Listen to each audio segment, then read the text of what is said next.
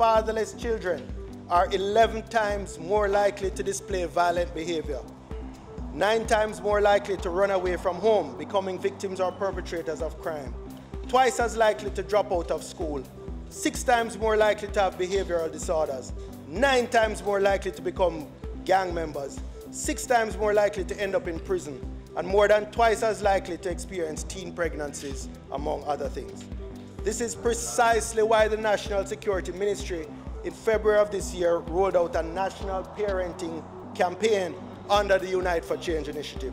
There is documented proof that when a father is an involved parent, that child is more likely to become a productive citizen.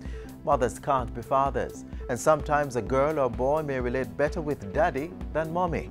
Through its Unite for Change initiative, the National Security Ministry is working within communities to promote a better country, and men are a major part of their intervention. Issues and Answers explores that now. Thanks for joining us for Issues and Answers. I'm Ian Boyne.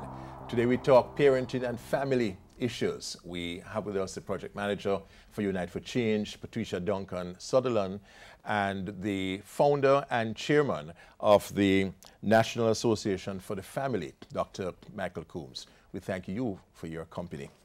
Good to have you on Issues and Answers. Good to be I here. want to start with you, Mrs. Sutherland.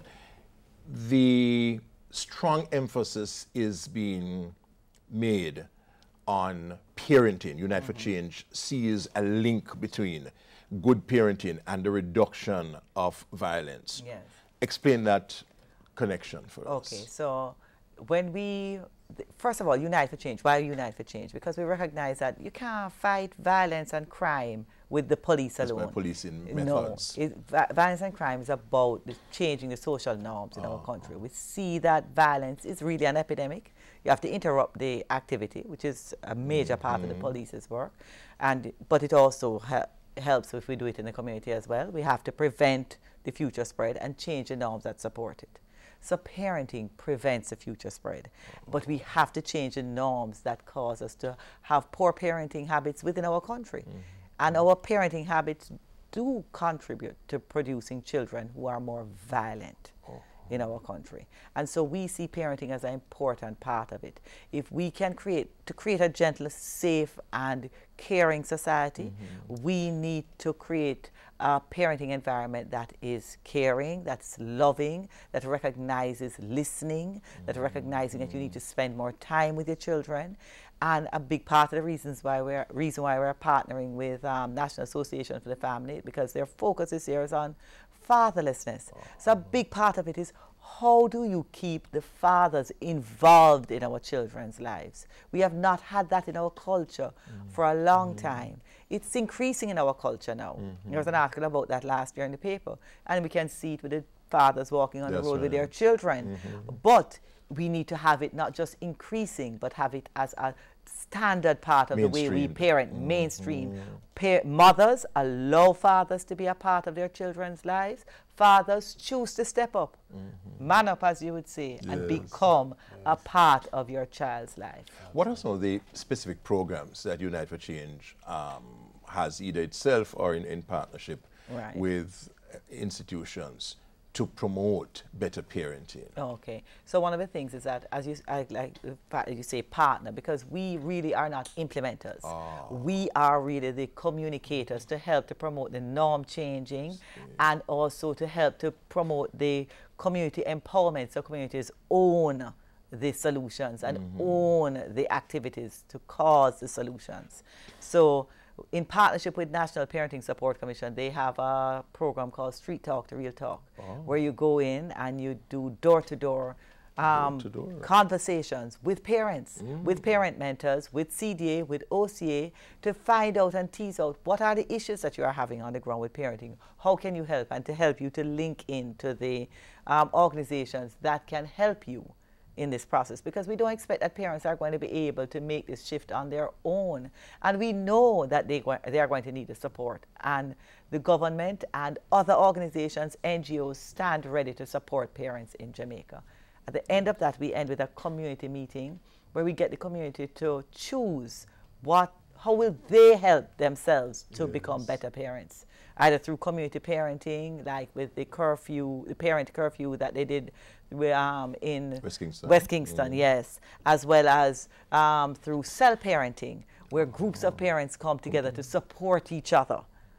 As you go through parenting. Parenting is not always easy. There are times when all of us want to kill one of our picnic. All of us get to that point. And sometimes we have an auntie or uncle that we can call on, but sometimes they live far away. And it's about how our neighbors get back together to help each other. Okay. It takes a village. Excellent. So Dr. Coombs, fatherlessness is a particular focus of your group for this year. Tell us why you've chosen this area. Well, let me first say that the National Association for the Family, we are advocates for the promotion and protection of family life. A nation basically is as healthy as the health of its families in all sense. And what the research has shown and what we have been really convinced about is that the variable of fatherlessness is really very significant in a lot of the issues that we see playing out in our nation, not only in ours, but the Caribbean and the world, in fact.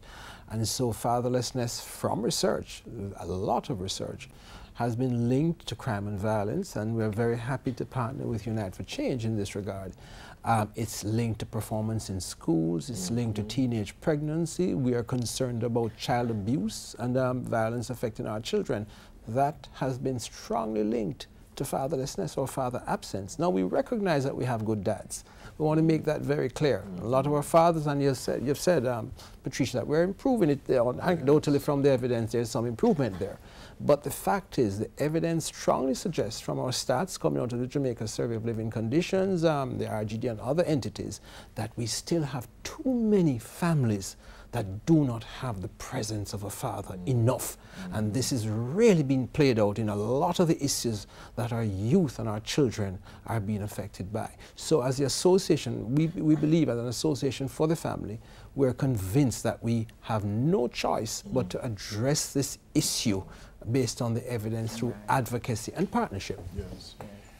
There's a great deal of attention, certainly, on the crisis in our children's lives, which raises the issue of proper parenting and responsible family life. That is the issue that we are zeroing in on this evening on Issues and Answers. We take a break.